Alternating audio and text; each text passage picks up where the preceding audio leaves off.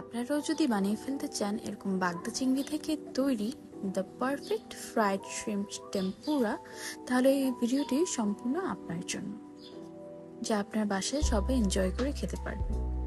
তো এটা বানানোর জন্য ফার্স্টে নিয়ে নিয়েছি বাগদা চিংড়ি। আমি এখানে 1/2 কেজি চিংড়ি ইউজ করেছি। আর চিংড়িটা আমরা এভাবে ক্লিন করে নেব। ফার্স্টে চিংড়ির মাথা আর চোখটি আমরা আলাদা করে নিব। এরপর আমরা একটি কেচির সাহায্যে চিংড়ির লেজের অংশটি কেটে নিব এবং চিংড়ির যে কাটার অংশটি থাকে ওটাও কেটে নিব। এরপর চিংড়ির ছালটা ছেলার জন্য চিংড়ির উপরে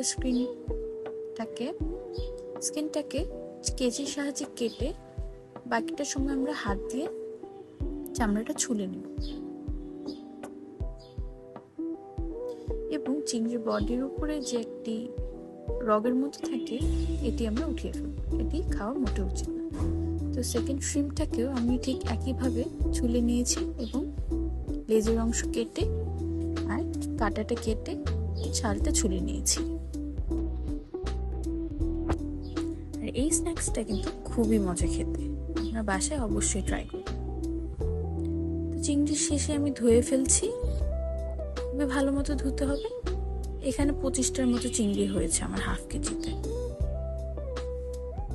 এরপর আমি চিংড়ি ম্যারিনেটের জন্য দিয়ে দিচ্ছি 1 টেবিল চামচ আদা বাটা, রসুন বাটা এবং 1/4 টিস্পুন লাল মরিচের গুঁড়া, 1/2 টিস্পুন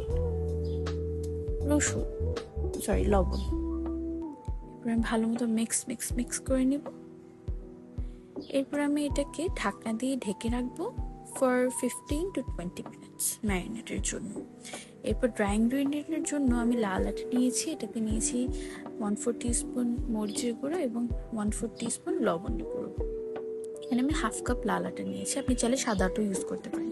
এবং ওয়েট ইনগ্রিডিয়েন্টসের জন্য আমি একটা ডিমের সাথে স্বাদ মতো লবণ আর মরিচ মিক্স করে নিয়েছি।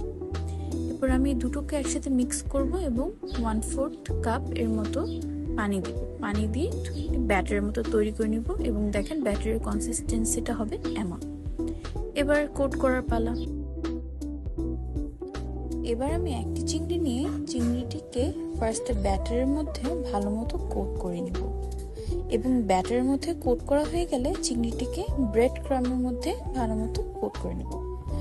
ব্রেড ক্রাম কিন্তু আপনারা যে কোনো লোকাল স্টোরে পেয়ে যাবেন কিনতে।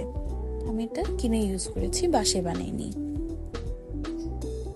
এরকম করে আমি সবগুলো চিংড়ি একে একে কোট করে নিয়েছি এবং আমার 25টি চিংড়ি হয়েছে 500 গ্রাম শ্রিম্পে। এই তো হয়ে গিয়েছে মজাদার ফ্রাইড শ্রিম্প টেম্পুরা।